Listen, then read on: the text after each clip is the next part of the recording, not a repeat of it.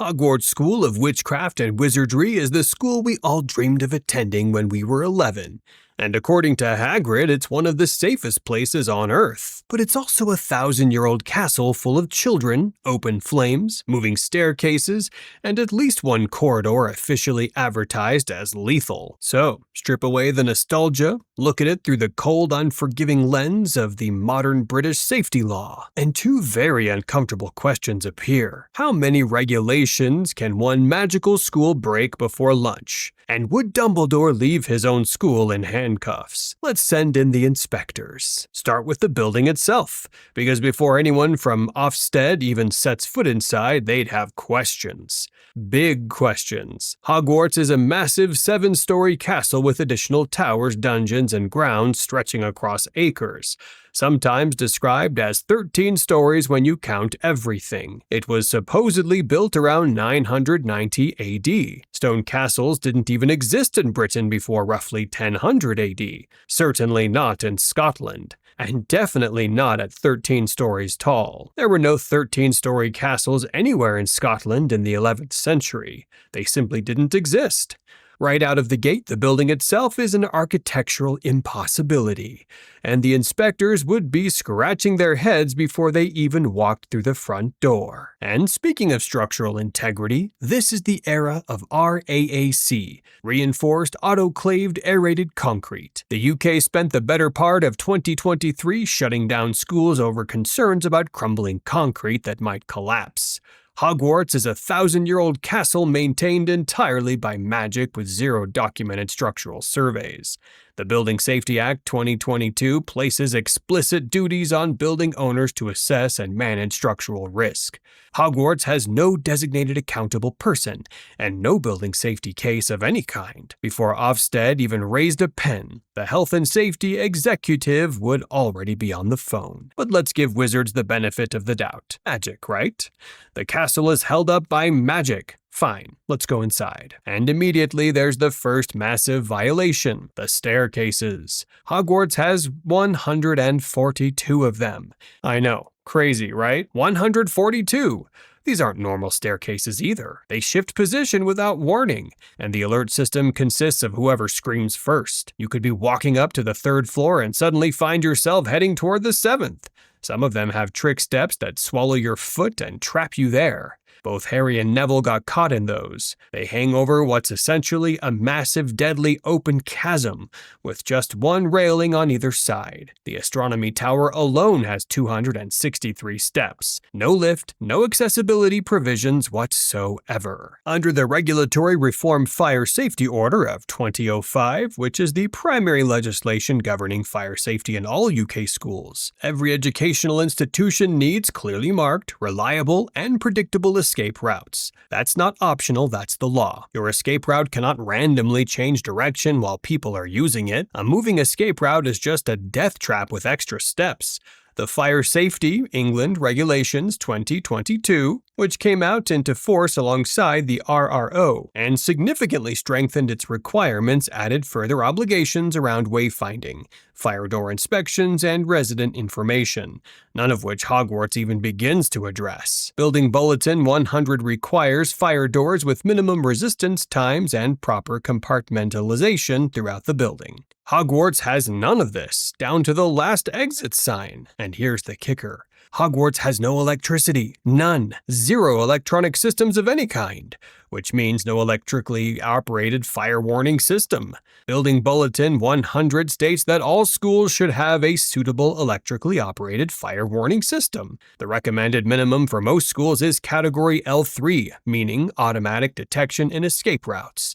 Hogwarts can't reach Category L anything, because it runs entirely on candles and torches. And speaking of candles, let's talk about the Great Hall. Thousands of floating candles, open flames, suspended in the air above hundreds of children eating dinner, in a building with no suppression system and nothing that could honestly be called a fire exit. UK Fire and Rescue Services responded to 596 fires in educational premises in England alone between between April 2022 and March 2023. 23% of school fires are caused by electrical faults. Hogwarts doesn't even have electricity to fault, but it does have hundreds of open flames floating directly above children's heads, which is arguably significantly worse. After Grenfell Tower showed the world what inadequate fire compartmentation and no working alarm systems actually cost in human lives, the idea of building with zero fire safety infrastructure housing hundreds of children is not charming.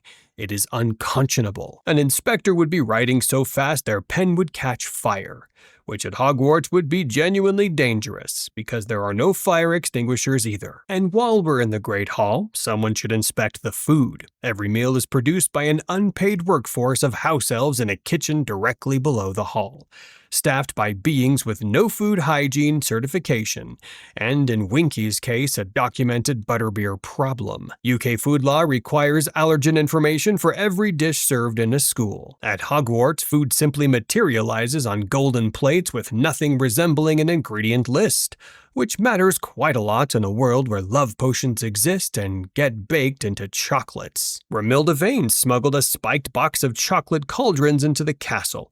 Ron ate them, and the whole thing was filed under funny stories rather than poisonings. Later that same evening, he drank actual poison from a bottle in a teacher's office.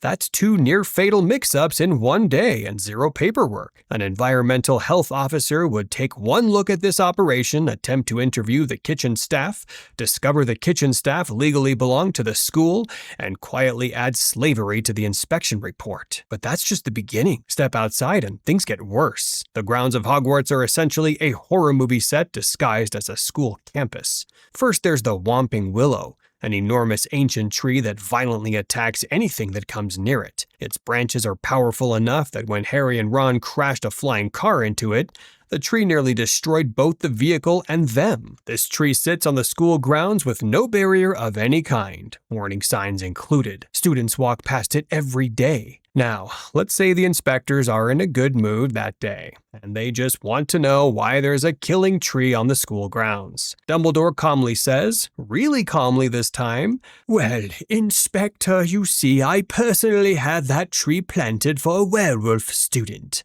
so he could hide during full moons and not attack other students." The inspector hits the floor, and Dumbledore just offers him a lemon drop. Classic Dumbledore. So once the poor man wakes up, let's get back to the story, and sorry for that terrible British impression.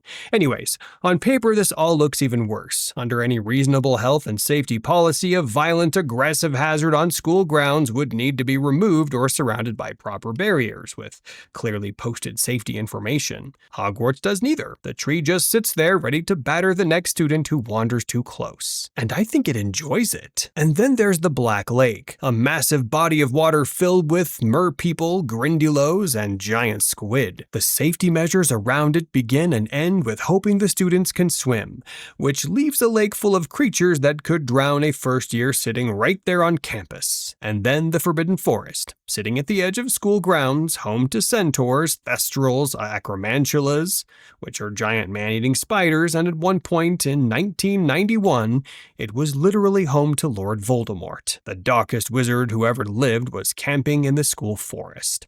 The school's response to a woodland full of lethal creatures, they called it forbidden and left it at that. The entire security plan rests on the word and a hope that teenagers, famously rule-following creatures, would listen. Genius. Which brings us to one of the most insane safety violations in the entire series, detention. In Harry's first year, the punishment for being caught out of bed after hours was being sent into the Forbidden Forest at night to look for something that had been killing unicorns. These were 11-year-old children. The teachers knowingly sent first years into a forest they knew contained centaurs, giant spiders, and an unknown creature powerful enough to kill unicorns as punishment for breaking curfew.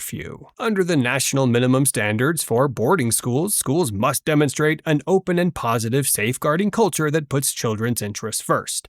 Sending children into a forest full of death monsters because they broke curfew does not, by any reasonable interpretation, put children's interests first. Detention gets worse though, much worse. In Harry's 5th year, Professor Umbridge forced him to write lines with a magical quill that physically carved the words into the back of his hand.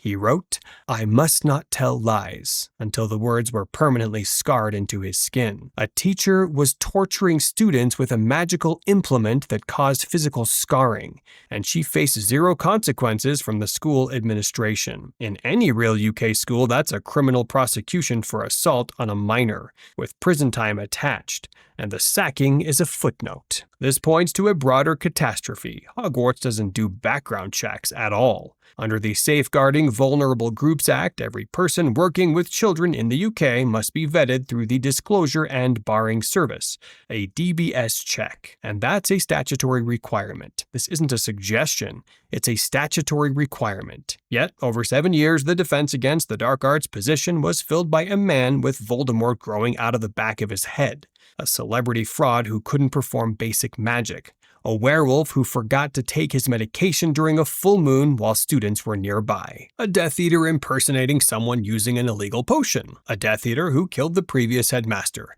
and another Death Eater who tortured students as routine punishment. That's a 0% success rate on safe hiring, and a complete systemic failure of DBS compliance. Ofsted evaluates safeguarding on a met or not met basis, and this is so far into not met territory they'd need to invent a new category. Even Hagrid, who everybody loves, has no teaching qualifications. Caring about creatures and being qualified to teach students how to handle dangerous ones are two very different things. His very first class involved hippogriffs, enormous and proud creatures that can slash you open if you offend them. A qualified zoologist would know that hippogriffs are far too dangerous for beginners. Then there's potions class, which in any real school would be called chemistry, and would be buried under regulation. COSHH. That's the Control of Substances Hazardous to Health Regulations. Requires UK schools to assess every hazardous substance students handle and to provide proper protective equipment and ventilation. Hogwarts hands 11-year-olds open flames and cauldrons full of toxic ingredients in a windowless dungeon, supervised by a teacher who openly despises most of the class. The protective equipment consists of a robe. Neville Longbottom melted his cauldron in the very first lesson and sprayed everyone nearby with a botched potion that raised angry boils on contact. In a Muggle school, that incident alone would trigger a formal investigation and a very uncomfortable meeting with his grandmother. At Hogwarts, Snape docked points and carried on. The ingredients cupboard is its own scandal, since students have repeatedly stolen restricted materials from it, including everything needed for Polyjuice Potion, a brew so advanced its recipe lives in the restricted section. The school stores dangerous substances behind a lock that apparently exists for decoration, in a room where the supervising adult saves most of his energy for sarcasm. Now, let's talk about Quidditch, because this is where things get interesting from an injury statistics standpoint. Quidditch is played at high altitude on broomsticks with zero protective equipment beyond basic robes, at heights that would require a harness on any Muggle work site. The game features bludgers, those are iron balls enchanted to fly around the pitch and attack players. Iron balls designed to hurt people, aimed at children. Real-world Quidditch, the adapted ground sport played at universities, carries a concussion rate of over 20% of all injuries, according to researchers at the University of Edinburgh. That's compared to professional rugby's 3 to 10%. The real-world version doesn't involve flying 50 feet in the air or being targeted by enchanted iron cannonballs. So imagine what the actual magical version looks like. And there's no indication that qualified medical staff are present at matches, which would be a basic requirement for any school sporting event. The school's entire medical system, by the way, is one witch. Madame Pomfrey runs the hospital wing alone, serving hundreds of students in a building where the sport involves enchanted projectiles and the staircases occasionally eat people. UK statutory guidance requires schools to keep trained first aiders on site and to have clear procedures for pupils with medical conditions. Hogwarts has a single matron who regrows entire skeletons overnight and asks remarkably few follow-up questions. Consent forms don't exist, so parents typically learn their child spent a week unconscious in the hospital wing by owl, assuming anyone remembers to send one. When Lockhart's botched spell removed every bone in Harry's arm, the school's response was an overnight dose of Skellygrow, and business as usual the next morning. Nobody filed an incident report or reviewed whether the teacher responsible should keep his job.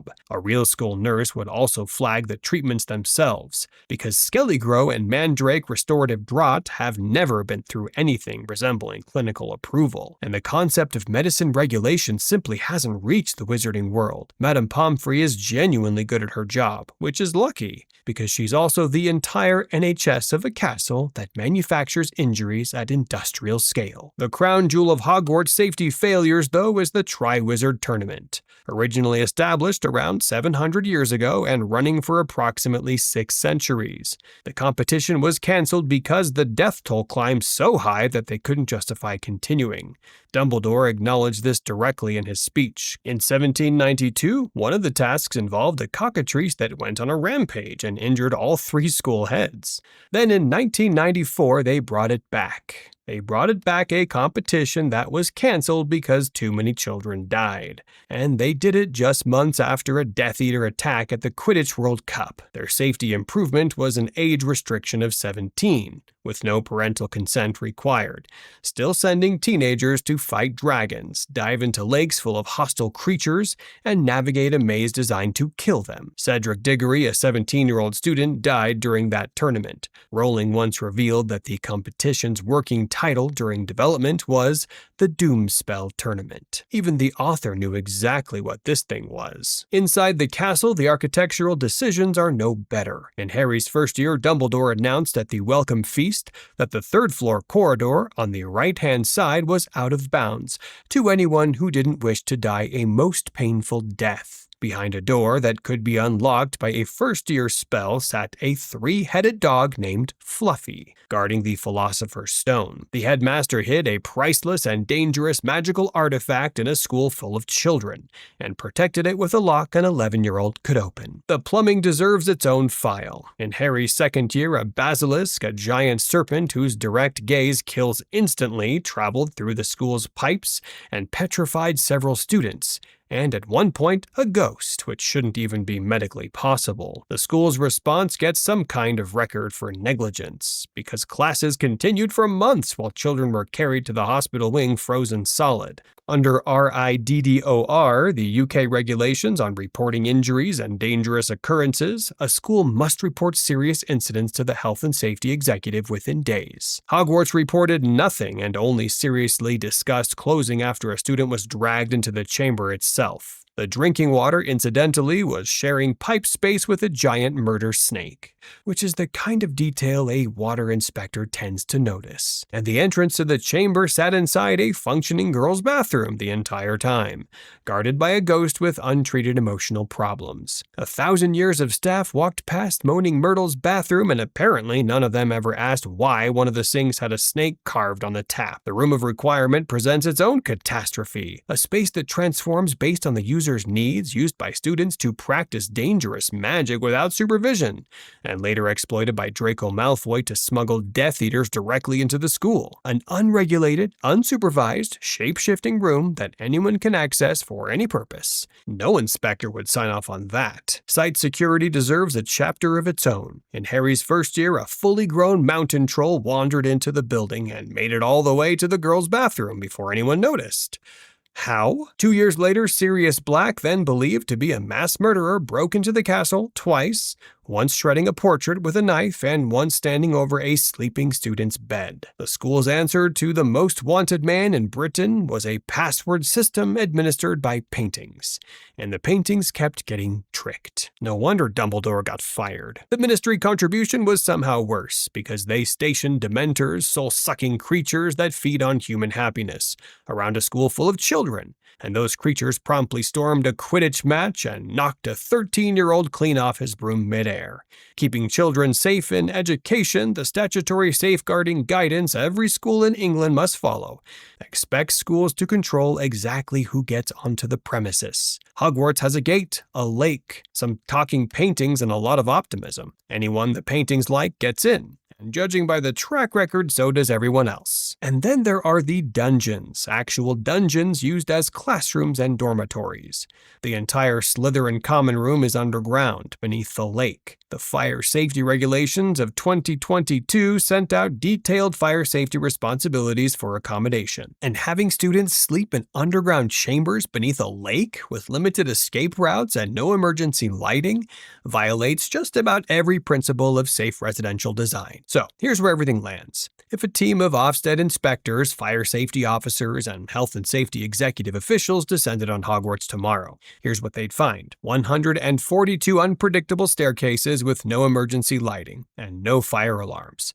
Open flames throughout the building with no suppression systems. A violent tree and a lake full of monsters and a forest full of deadly creatures, all freely accessible to students. A structurally ancient castle with zero compliance under the Building Safety Act 2022. Not a single DBS check ever conducted under the Safeguarding Vulnerable Groups Act 2006. Multiple documented instances of student abuse by teachers, a sport involving iron projectiles aimed at children on broomsticks 50 feet in the air with no safety equipment, a competition previously canceled for killing too many participants, and students sleeping in dungeons beneath a lake. The verdict would be immediate. This school would fail every UK boarding school safety inspection standard on the books. Hogwarts would receive an inadequate rating, the lowest possible grade from Ofsted. The school would face immediate closure orders. The health and safety executive would issue prohibition notices. The local fire authority would condemn the building. And Albus Dumbledore, widely considered the greatest wizard of his age, would very likely face personal criminal liability for gross negligence. Hagrid once described Hogwarts as being safer than Gringotts. Throughout the series, characters repeatedly say that Hogwarts is no longer safe, as though it ever was. The entire 7-book series is practically a blueprint for how catastrophically unsafe the school has always been. We love Hogwarts because it's magical, because it represents wonder and belonging, and the idea that there's a place where we could discover who we really are. But if you ever actually got that letter, if an owl showed up at your window with an acceptance scroll sealed in wax, you'd want to read the fine print, because that castle, as magnificent as it is, would be shut down faster than you can say Alohomora. And honestly, given everything we've just covered about UK school inspection standards, fire safety regulations, and boarding school safeguarding requirements, that might be for the best. So yeah, wizards can't even survive Muggle safety laws. Let's see how they'd handle a full Muggle war. What if Muggles fought the wizarding world? That's your next lesson here at Stickman Hogwarts. Click now before Filch confiscates your phone.